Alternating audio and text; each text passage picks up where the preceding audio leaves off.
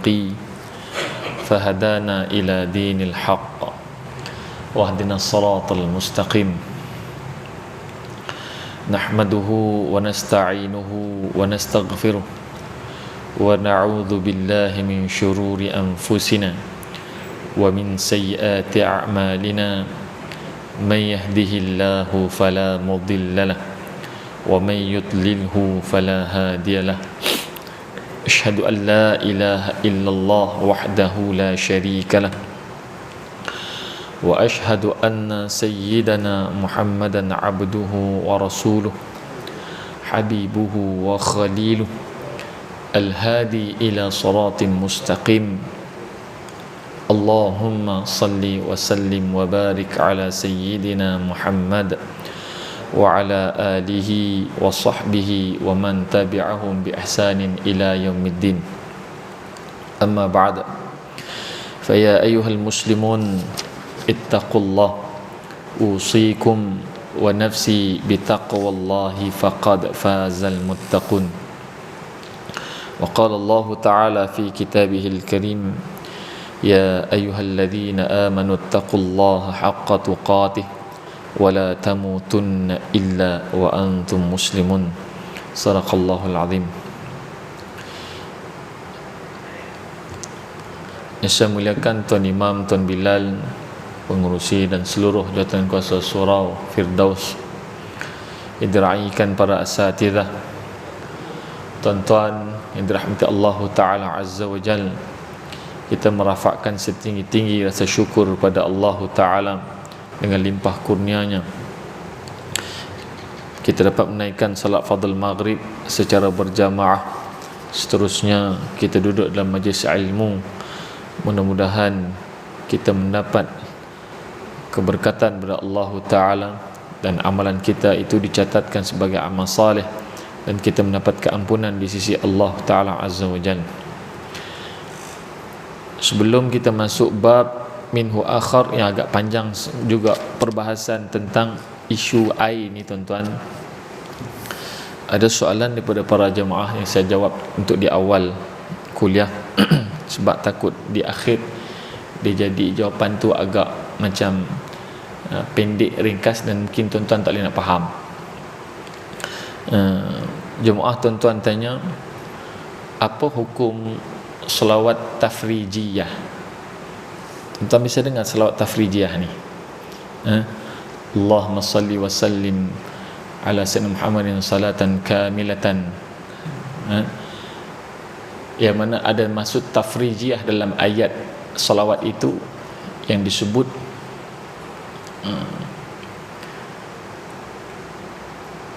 wa tunhalu bihil uqadu wa tufraju bihil kurabu wa tuqda bihil hawaiju wa tunalu bihi al-gharaibu wal akhir salawat atau wa ila akhir doa ataupun bila boleh kata doa. Maksud tafrijiyah ni tuan-tuan pada kataan asal ialah faraja. Faraja ni maksud dia apa dia?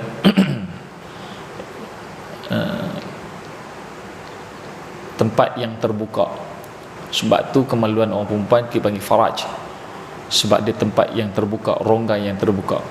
Juga boleh maksud bila kita Allahumma razuqna farajan, ya Allah gunakan rezeki kepada ni keluasan, kebebasan. Maknanya berikan, maksudnya faraj itu bermaksud kita ni diberikan permudahkan oleh Allah Ta'ala dalam menguruskan apa jua kehidupan seharian di atas dunia ini. Baik, apa hukum selawat ni tuan-tuan? Selawat tafrijiyah ini saya tak ingat tuan-tuan, saya tak sempat rujuk lagi pun petang tadi ada hamba Allah yang tanya, saya tak dapat cari pun asal nas itu ataupun salawat itu daripada mana. Saya ingat saya kalau saya salah tuan-tuan boleh betulkan dan saya akan cuba cari balik. Saya ingat saya selawat ini yang diamalkan di antaranya pengarang kitab tafsir apa? Allahumma shalli ala Muhammad.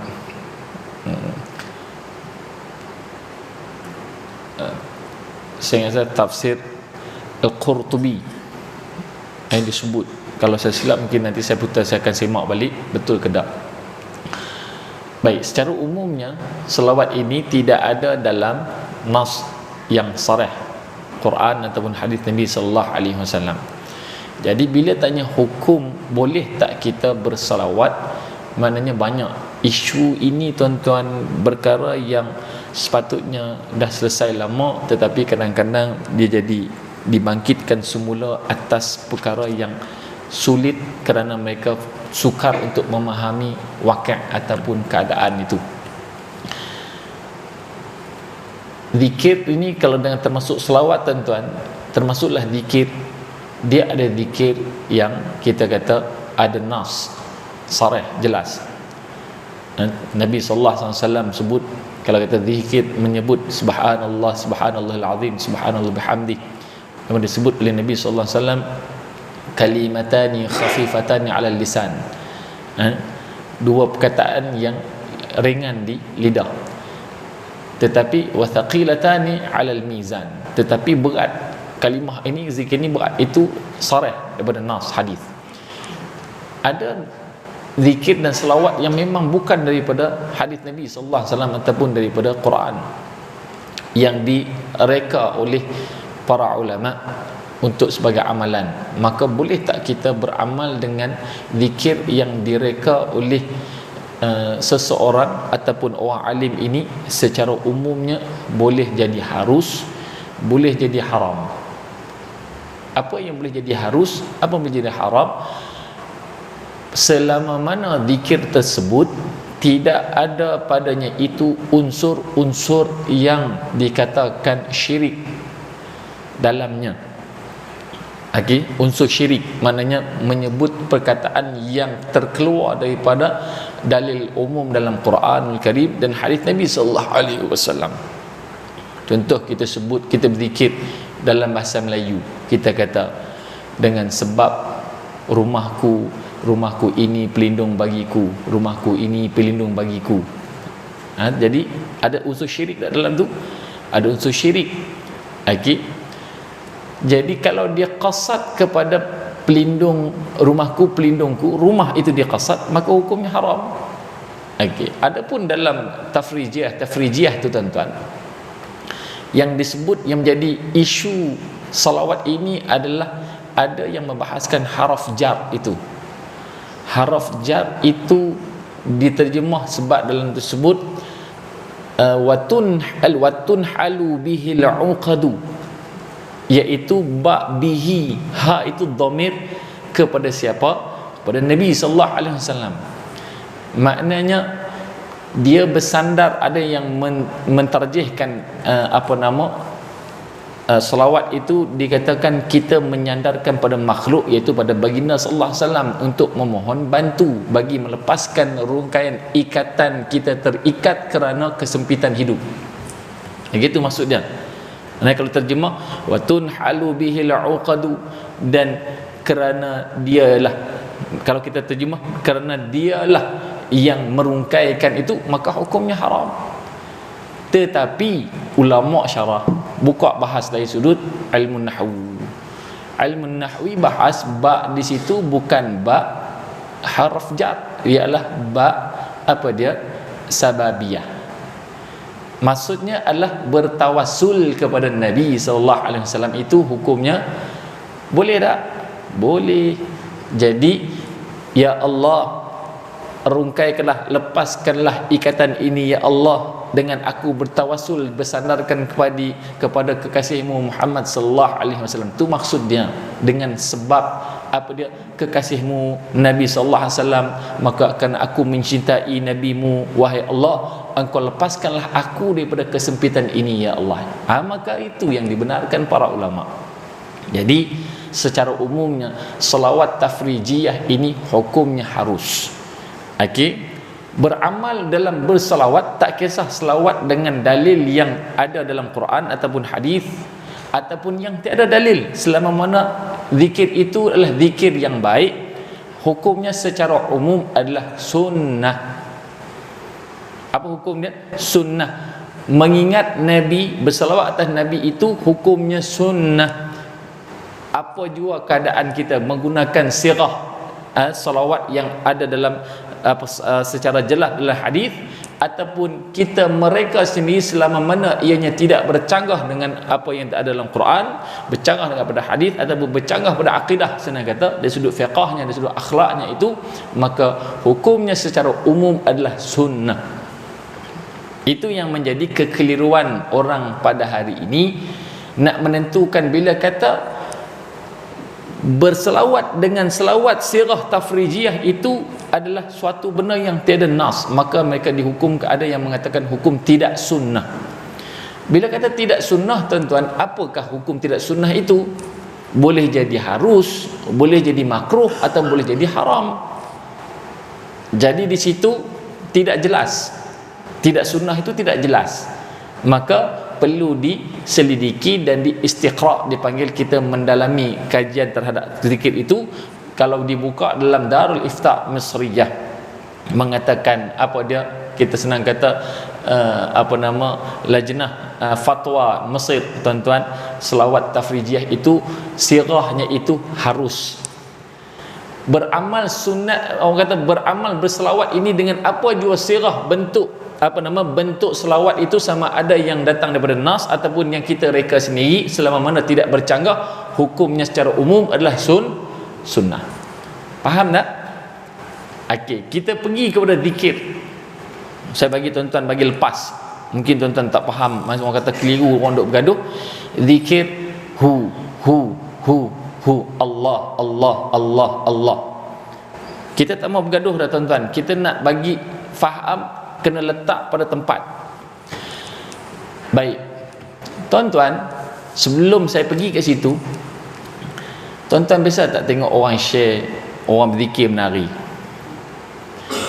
Biasa tak? Tuan-tuan rasa apa? Kita kata duduk ramai-ramai macam ni, duduk ni kan, subhanallah subhanallah subhanallah banallah, alhamdulillah alhamdulillah. Dalam masjid beratur ramai-ramai kan. Okey, menari. Tuan-tuan biasa tak tengok pergi Turki, pergi ke Mesir, Iskandariah di Mesir, tuan-tuan siap pakai jubah baju menari tu, siap bulat tu, siap ada lampu lagi. Dia selawat, dia pusing kan, dia pusing selawat Allahumma salli alaihi wasallam, lagu dia selawat je lah, selawat dia Nabi. Apa yang jadi titik menjadikan isu pada perbahasan ini, tuan-tuan? Kerana tidak dibahagikan diletak ikut part, ikut dia punya part dia. Pertama, hukum zikir dulu. Hukum zikir tadi selesai dah, saya sebut dah. Maknanya selama mana zikir ataupun selawat itu yang tidak bercanggah dengan apa yang adalah Quran, adalah hadis Nabi sallallahu alaihi wasallam, maka hukumnya adalah harus. Dan perbuatan itu umumnya, secara umumnya berdasarkan dalil umum itu sunnah. Baik. Kemudian ditambah lagi menari. Apa hukum lelaki menari? Lelaki menari, hukumnya apa? Harus ke, makruh ke, haram, sunat? Ketika Aisyah radhiyallahu anha nak tengok orang lelaki ketika Yaumul Aid, hari perayaan, sahabat-sahabat duk bergenam menari. Okey, menari. Jadi hukumnya secara umumnya adalah harus. Perbuatan itu adalah tidak menyanggahi, selama mana tarian itu adalah tarian yang tidak sampai menjadikan akidahnya itu gugur, fiqahnya itu gugur, akhlaknya akan gugur. Okey, harus. Jadi yang ketiga, bagi pula berzikir menari dalam masjid itu apa hukum dia pula? Baru kita nampak.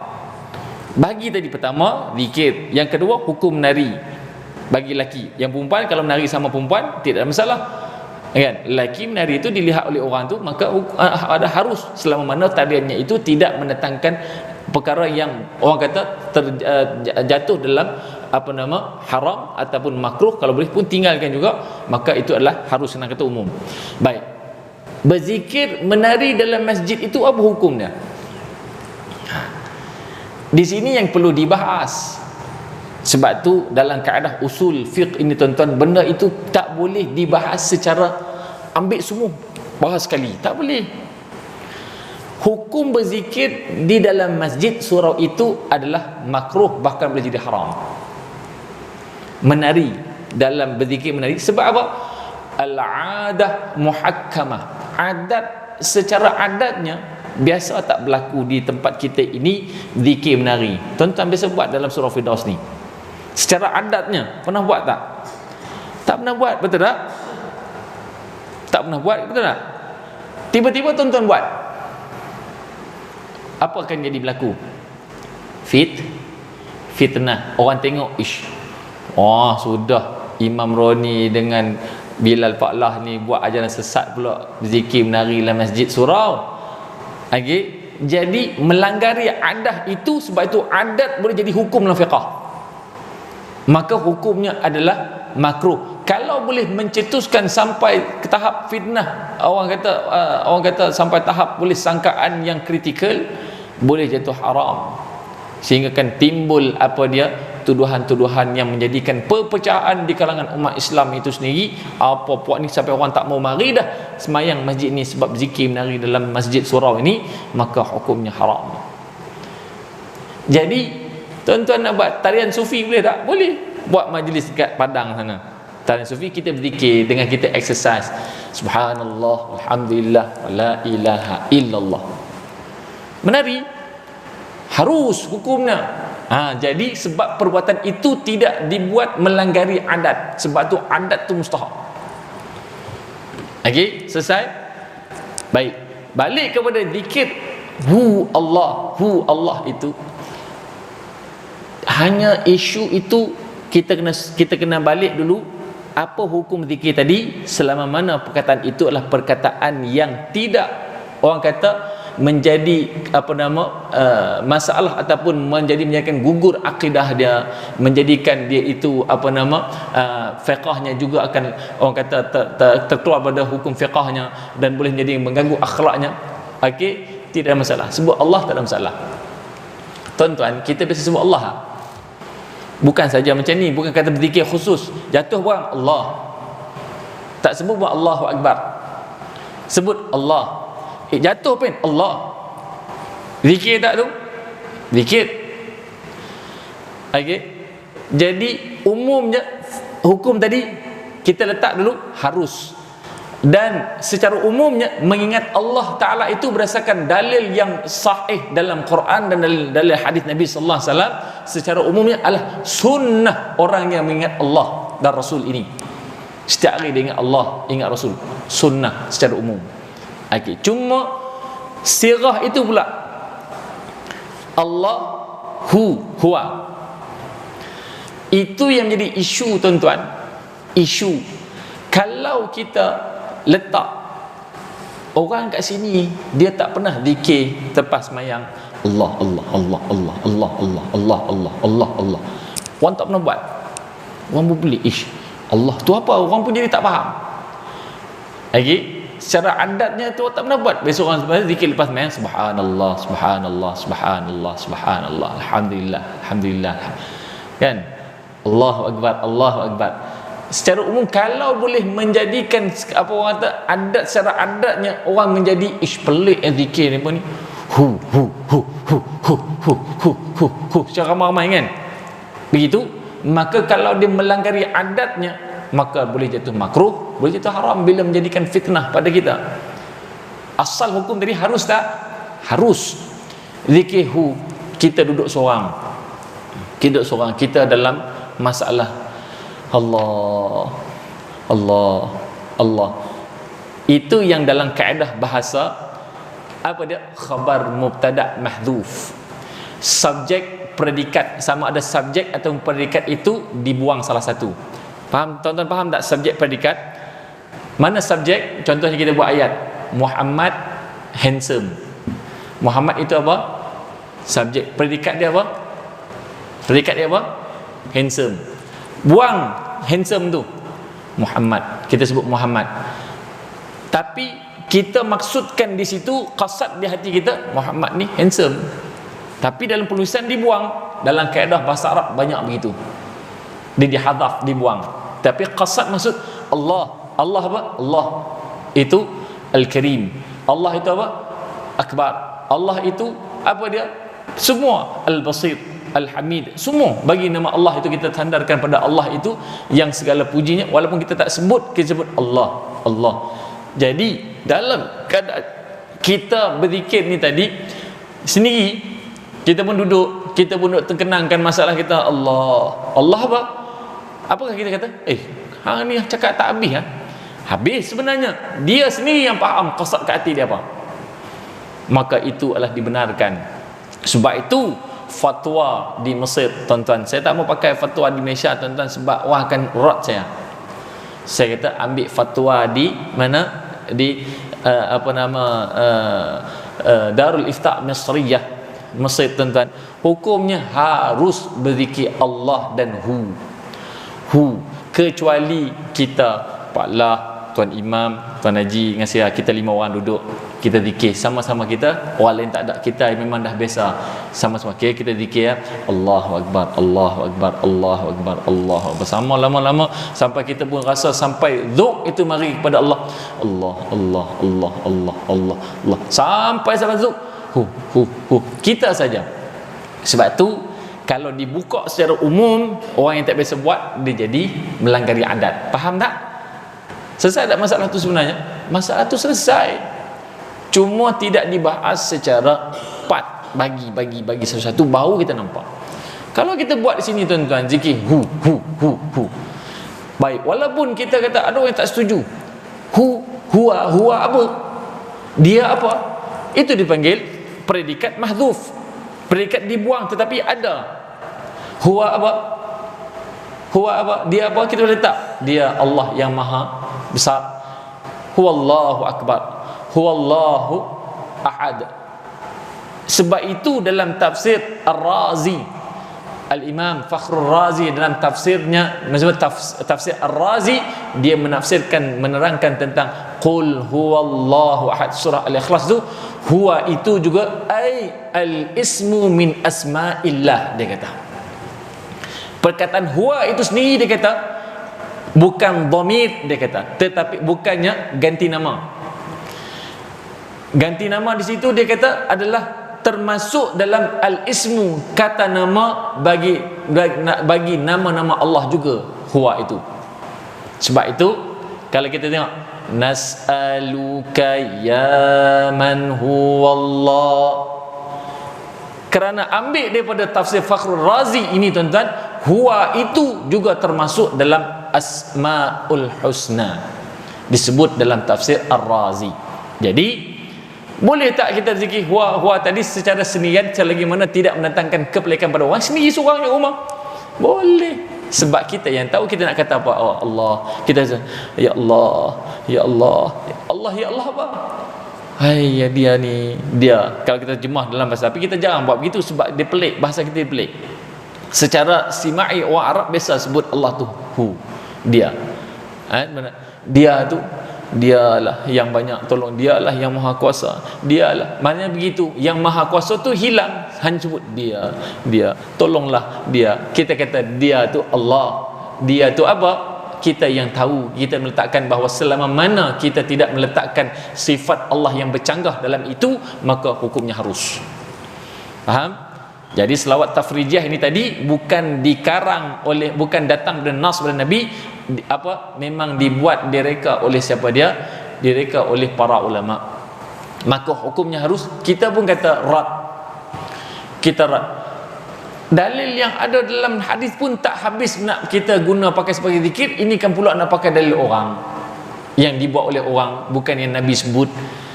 Tuan-tuan dirahmati Allah Ta'ala, kita kata ulama mereka tahu tak dalil yang sarih dalam hadis tu? Tahu, tetapi dia nak beramal dengan banyakkan jenis-jenis selawat pada Nabi untuk mengasihi Nabi, dan termasuk bertawassul. Itu panggil tawassul. Hukum tawassul kepada Nabi itu hukumnya adalah harus. Kita ada masalah. Sebab tu bertawassul, dia bertawassul apa? Dengan sebab dia, wahai Allah. Sebab tu dia kata apa dia? Dia sebut wa tunhalu bihil uqadu, dan dengan sebab dia, wahai Allah, yakni Muhammad kekasihmu itu, rungkaikanlah masalah aku itu. Wa tufraju bihil kurabu, ya Allah, lepaskanlah, bebaskanlah aku berkesempitan dengan sebab dia ya Allah, kekasihmu ya Muhammad.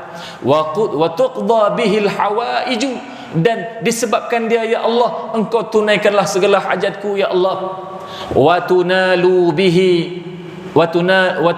bihil gharaibu, dan ya Allah, dengan sebab dia aku mampu mencapai apa yang aku kehendaki, apa yang aku harapkan ya Allah.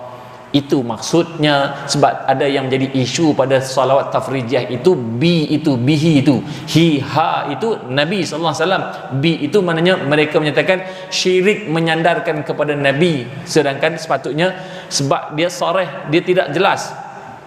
Jadi ulama dah jawab, termasuk dalam fiqh Al-Kuwaitiyah pun bahas, ba di situ bukan ba bermaksud bersandar kepada Nabi, iaitu disebab ba as-sababiyah, maknanya disebabkan dia ya Allah, aku bertawassul dengannya ya Allah, kerana dia kekasihmu ya Allah, lepaskanlah aku daripada kesempitan ini. Itu maksudnya.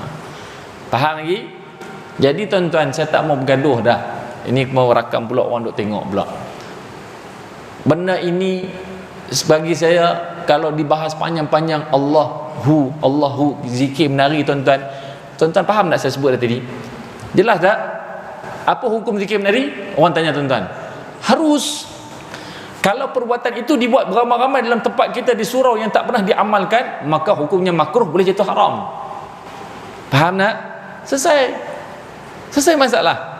Tak perlu kita nak bergaduh dalam bab yang boleh diselesaikan, sebab bukan dah boleh selesai. Ulama jawab lama dah tuan-tuan, jawab lama dah. Kalau tak, fatwa Mesir dah keluar dah. Dekat Iskandariah tu pelancong datang siap menari. Tuan Haji pergi Mesir, Tuan Haji Iskandariah tu menari siap, baju dia lampu pusing, selawat Allahumma salli alaihi wasallam, ada pusing kan. Biasa tak tarian tu dah pusing, tak ada masalah, tak ada isu. Sebab dia buat, bukan buat kat masjid, cuba dia buat di Masjid Al-Azhar, mesti orang akan kata perbuatan itu adalah bid'ah, sebab bukan jarang, tak pernah dibuat secara adat dalam masjid. Okey, tu jadi isu dia. Sebab tu kalau orang tunjuk, ustaz, gambar orang berzikir azan belum yang Bilal bangun azan tadi, orang duk tunjuk dekat Indonesia contoh kan, kita tak boleh nak kata. Kita cakap boleh cakap umumnya, berzikir menari ni harus dulu. Boleh jadi kampung tu memang biasa dia orang nak buat majlis. Tuan-tuan cuba tengok, tuan-tuan pergi Aceh tuan-tuan, kita tak boleh tunggu. Masjid dia orang tiap-tiap malam zikir sampai pukul 11 pagi malam, koridor malam di masjid besar di bumi Aceh tuan-tuan. Itu tak menari tu, kata ish, tiap-tiap malam zikir selawat, bid'ah kita kata. Memanglah bid'ah hasanah. Okay, jadi tempat tu boleh jadi kampung tu, memang dia tak pernah buat di tempat orang, kampung dia, masjid tu untuk dia datang ramai berzikir menari Allah. Mungkin dah kerana adat biasa dia buat begitu. Tak, orang kampung pelik tak boleh jadi? Tak pelik, boleh jadi. Jadi hukumnya harus. Apa masalah? Menggerakkan badan, selama mana menggerakkan badan tu adalah kita tengok sampai hak gila teruk yang tu, itu melampau lah. Sebab tu saya kata tadi, tidak melanggari akidah, tidak melanggari fiqahnya itu dan akhlaknya, sampai guling-guling, orang kata sampai baju pun, aurat pun semua terbuka, itu melanggarilah benda tu, hukumnya haram, tak boleh. Tu kena bahas secara bagi part. Ni apa ni, sesat terus dihukum sesat, tak boleh hukum gitu. Maknanya bahas secara satu-satu tuan-tuan. Benda ini sebenarnya dibahas, dah dibawa oleh dalam majlis fatwa kebangsaan kita pun dah jawab benda itu. Hukum zikir secara menari itu harus. Menari ni tadi pula kita dah bahas kan, orang perempuan boleh tak menari terbuka? Kena balik dulu hukum asal dia. Balik hukum asal dia, boleh tak orang perempuan menari depan orang lelaki walaupun dia menari dengan sebut zikir? Tetap haram hukumnya. Menari duk pusing depan orang lelaki tak boleh. Dia begitu, kena tengok pembahagian itu secara terperinci. Allah Ta'ala alam. Jadi selawat tafrijah ni pun saya pun jarang mengamalnya, sebab tu saya lupa ingat lupa dia punya tu sirah tu, ya kan? Tapi disebut tu dalam tu lah, watun halu bihil uqadu. Lepas tu disebut lagi watafruju bihil kurabu, nak sebut tentang dia nak membebaskan diri daripada kesukaran kesempitan tu. Jadi boleh tak? Boleh. Dan dia sandar pada Nabi itu sebagai Tuhan ke? Bukan. Sababiyah saja. Sabab maknanya bertawasul lah. Maksud tu bertawasul dengan Nabi SAW. Allahu alam tuan-tuan. Ada soalan tanya tuan-tuan? Tak ada, insya-Allah boleh faham jelas tu zikir tu. Jadi kalau orang tanya lagi, mana yang lebih afdal? Mana lebih afdal? Sunat salawat yang ada dalam hadis, yang dalam sahih dengan yang direka oleh para ulama, mestilah afdal tu adalah Nabi. Kita jawab kena bijak. Ya, Nabi itu sunat afdal, sebab itu datang daripada susuk tubuh Nabi sallallahu alaihi wasallam yang maksum. Lagi, adapun kita kata kalau nak berzikir juga dengan zikir yang dibawa oleh para ulama ni, para wali Allah ini tadi, harus selama mana tidak bercanggah dengan agama, dengan syarak, hukum syarak itu harus. Habis saja. Kalau kita orang tanya, jadi bolehlah duduk? Boleh. Itu je habis masalah. Apa masalahnya lagi? Kan? Itu saja, Allah taala alam. Ayat babu minhu akhar. Bab selainnya lagi berkenaan dengan isu air, tuan-tuan, daripada hukum air yang lainnya. Apa lagi yang lain apa tentang air ini? Ya saudaraku, inilah hadis dua qullah. Ini bahas dua qullah, tuan-tuan. Berapa banyak dua qullah ni, tuan-tuan? Yang dikeluarkan oleh Imam At-Tirmidzi, demikian bunyinya, yang mana sanadnya sampai pada Ibnu Umar, yakni Abdullah bin Umar radhiyallahu anhuma qala sami'tu Rasulullah sallallahu alaihi wasallam, aku pernah mendengar Nabi sallallahu alaihi wasallam, dia kata wa huwa yas'alu 'anil ma'i wa yakunu fil falati minal ardi wa ma yanubuhu min as-siba'i wad dawabi qala faqala Rasulullah sallallahu alaihi wasallam idza kana al-ma'u qullataini lam yahmil al-khabath. Kata Nabi sallallahu alaihi wasallam, kata sahabat ni tadi pernah ditanya kepada Nabi sallallahu alaihi wasallam, apa yang ditanya tentang apa dia? Wa huwa yus'alu 'anil ma', ditanya tentang air pada Nabi. Yakunu fil falah, iaitu al-falah ni, tuan-tuan, di tempat yang terbentang luas, yang jauh di padang pasir. Itu maksudnya. Maknanya boleh kita kata duduk di tengah padang pasir, duduk di tengah hutan, boleh macam itulah. Begitu al-falaf minal ard, jauh daripada orang ramai. Maknanya bukan duduk di tempat penduduk orang ramai. Maknanya boleh jadi haiwan-haiwan, binatang buas lah yang ada kat situ. Wa ma yanubuhu minas siba', dia kata, dan daripadanya itulah yang diminumnya air itu, yang didatangi air itu oleh as-siba', iaitu binatang-binatang buas. Wad dawab, apa dia, haiwan-haiwan tu sekali lah. Okey, bagi lawan azan insya-Allah. Suatu nen.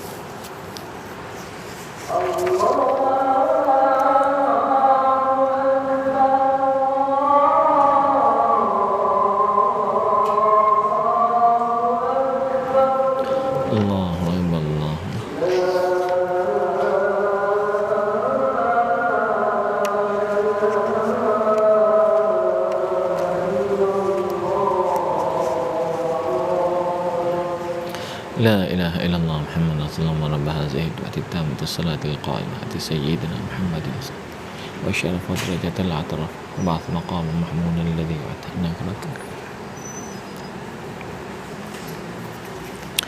Baik tuan-tuan. Jadi sahabat tanya tadi pasal air yang berada Nuh jauh, boleh jadilah hutan belukar ataupun di tengah padang pasir yang jauh daripada penduduk, yang mana adalah air itu wa ma yanubuhu minas siba' wad dawab, yang mana didatangi air itu oleh siapa? Binatang buas, harimau. Itu yang jadi isu tu. Boleh tak kita ambil wuduk yang bawah 2 qollah binatang yang telah air itu telah dijilat oleh harimau? Tu yang timbul tu kan, binatang harimau itu haram dimakan, air liurnya itu najis ke bukan najis? Itu jadi isu. Itu ulama jawab tu, mana tu? Okey, jadi binatang ni mendatangi air itu, macam mana? Boleh ke tak? Faqala Rasulullah sallallahu alaihi wasallam, Nabi pun jawab, idza kana al-ma' qullatain, jika air itu 2 qollah, lam yahmil khabath, maka air itu tidak menjadi najis. Walam yahmil najas, walam yahmil najas, maknanya tidak jadi najis lah itu. Okey, 2 qollah. Baik, 2 qollah ni dia punya dipanggil guide, garis panduan. Kita tengok bahas ulama. Kalau tak sempat kita sambung, kita ambil sikit masalah 238. Masalah air baki minum binatang dengan hadis dalam masalah yang kita sebut ni tadi, dia kata itu kita ketahuilah air baki minum binatang tiada menjadi najis, kata Syafi'i. Tak jadi najis kata Syafi'i, dia kata dalam kitab dan tiada pada yang hidup daripada anak Adam dan binatang-binatang itu najis, melainkan pada yang menyentuh ia akan najasah. Maknanya apa? Selama mana bukan binatang yang memang itu najis secara qat'i seperti babi ataupun apa dia anjing itu, kalau bawah 2 qollah itu jadi najis. Baik, kemudian dia kata lagi, maka tiap-tiap barang yang memasuk ke dalamnya oleh anak Adam yang muslim atau kafir akan tangannya atau meminum daripadanya oleh binatang akan barang yang ada ia, maka tiadalah menajis ia akan dia, melainkan 2 binatang iaitu anjing dan babi itu tadi. Jadi harimau masuk tak masuk. Jadi maknanya harimau itu tadi apa dia? Dijilat tadi masih suci. Kemudian dia kata lagi, dan bermula hadis yang mengukurkan najisnya, dikata orang telah mengkhabarkan daku oleh Ibnu Abi Yahya, kata Imam Syafi'i. Ini kata-kata Syafi'i tuan-tuan. Dia kata telah mengkhabarkan oleh aku siapa? Ibnu Abi Yahya daripada Daud ibn Al-Husain, daripada bapaknya daripada Jabir, katanya ditanya orang akan Nabi, ya Rasulullah, adakah kita ambil wuduk, bolehkah kita ambil wuduk dengan air lebih daripada dari minum keldai? Sabda Nabi sallallahu alaihi wasallam, na'am, ya boleh, dan diambil wuduk dengan barang yang lebih daripada binatang-binatang buas semuanya, maka tidak jadi najis. Okey, masih umum, kita tak faham. Kalau buah 2 qollah, lebih 2 qollah ni macam mana? Kalau buah 2 qollah harimau dah jilat tadi, najis ke tak? Dia masih umum lagi. Kemudian masuk masalah 239, air 2 qollah tiada najis selama tiada berubah. Baik, kata Syafi'i dalam dibahas dah, masuk dah air 2 qollah ni. Bermula firaq, beza antara air yang menjadi najis dan tiada menjadi najis, pada halnya tiada berubah satu daripada keduanya, ialah hadisnya daripada Nabi sallallahu alaihi wasallam tadi, kata Syafi'i telah mengkhabarkan daku oleh orang yang kepercayaan daripada Al-Walid bin Ibnu Kathir, daripada Muhammad bin Ubad bin Ja'far, daripada Abdullah bin Abdullah bin Umar, daripada Abdullah bin Umar bahwasanya Nabi sallallahu alaihi wasallam bersabda, idza kana al-ma' qullatain lam yahmilin najas aw khabatan, apabila air itu 2 qollah tidak menanggung ia akan najis atau khabath. Maka tentang ini bersamaan riwayat At-Tirmidzi yang sama disebut di awal ni tadi dengan Syafi'i, hanya pada sanad yang berbeza. Maknanya kalau dua qaulah disebut atas, dua qaulah ke atas, selama mana ianya tidak berubah dari sudut sifatnya, sama ada apa dia, warna, rasa dan bau dia tu tak berubah, maka dia tetap adalah suci. Kalau berubah salah satu sifat dia, berubah walaupun dia dua qaulah ke atas, maka jadi najis. Contoh saya dah sebut, kalau kita duduk di perigi, perigi ni biasanya airnya tawar, kan, tawar. Tiba-tiba kita pun kumur-kumur, rasa manis, manis gula, berubah tak sifat dia? Berubah, maka dia tidak lagi suci menyucikan. Dia suci tapi tidak menyucikan. Maka dia tidak suci lagi menyucikan dah.